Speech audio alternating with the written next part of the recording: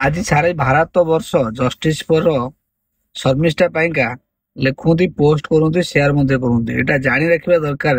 ଶର୍ମିଷ୍ଠା ହଉଛି ସେଇ ଝିଅ ଯିଏ ଅପରେସନ ସିନ୍ଦୁର ଟାଇମରେ ଯୋଉ ତିନି ଖାନଙ୍କ ବିରୁଦ୍ଧରେ କହିଥିଲା, ଆଉ କିଛି ଆଲ୍ଲାଙ୍କ ବିରୁଦ୍ଧରେ କହିଥିଲା, କିଛି ମନ୍ତବ୍ୟ ନେଇକି ପର୍ସନାଲ ଇସ୍ୟୁକୁ ନେଇକି କହିଥିଲା। ତାପରେ ତାକୁ ରେପ୍ ଘଟଣା ମାନେ ରେପ୍ କରିଦେବା ପାଇଁ ଧମକ ଆସିଲା, ତାକୁ ମାରିଦେବା ପାଇଁ ଧମକ ଆସିଲା, ତାପରେ ଅମୋଷଣ ପାଇଁ ଧମକ ଆସିଲା। ସେ କଲିକତା ଛାଡିକି ଯାଇ ଗୁଡଗାଁव ରହିଲା। ତାପରେ କଲିକତା ପୋଲିସ କଲିକତାରେ ଯାଇ ତାକୁ ଗୁଡଗାଁରେ ଆଣିକି ଆରେଷ୍ଟ କରାଗଲା।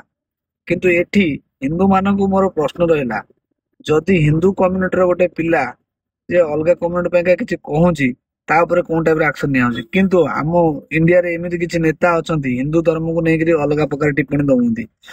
ଆମର ମାତା ସୀତାକୁ ନେଇକି ଅଲଗା ପ୍ରକାର ଟିପ୍ପଣୀ ନଉଛନ୍ତି। ଅଲଗା ରାଜନୈତିକ ଦଳ ଅଛନ୍ତି ରାମ ଅଛନ୍ତି ବୋଲି ପ୍ରମାଣ ମାଗୁଛନ୍ତି।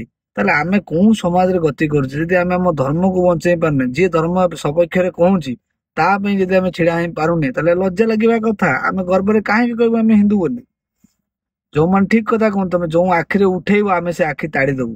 ତମେ ଯୋଉ ହାତରେ ଆବାଜ ଉଠେଇକି ଆଙ୍ଗୁଠି ଦେଇକି କହିବ ସେ ଆଙ୍ଗୁଠି ଆମେ କାଟିଦବୁ।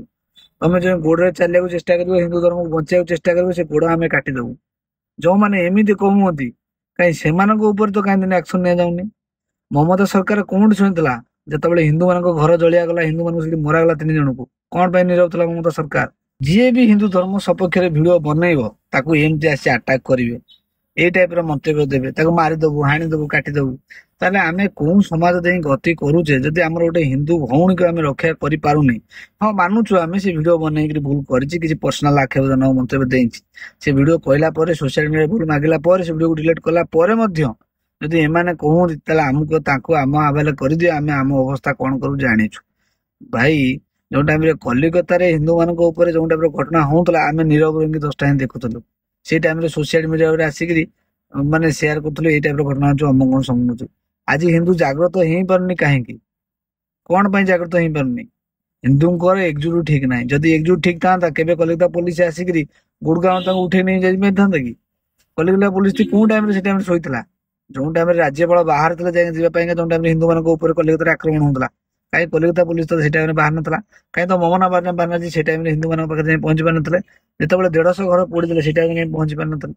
ଆମକୁ ଲଜ୍ଜା ଲାଗୁଛି ଯଦି ହିନ୍ଦୁ ମାନଙ୍କ ଉପରେ ଏମିତିଆ ଅଘଟଣ ଘଟୁଛି। ଆମେ ଯଦି 75% ହିନ୍ଦୁ ହେଇକିରି ଭାରତରେ ଆମର ଏମିତିଆ ଘଟଣା ଘଟି ପାରୁଛି, ତାହେଲେ ଭାରତରେ ହିନ୍ଦୁ ମାନେ ସେଫ୍ ନାହାନ୍ତି।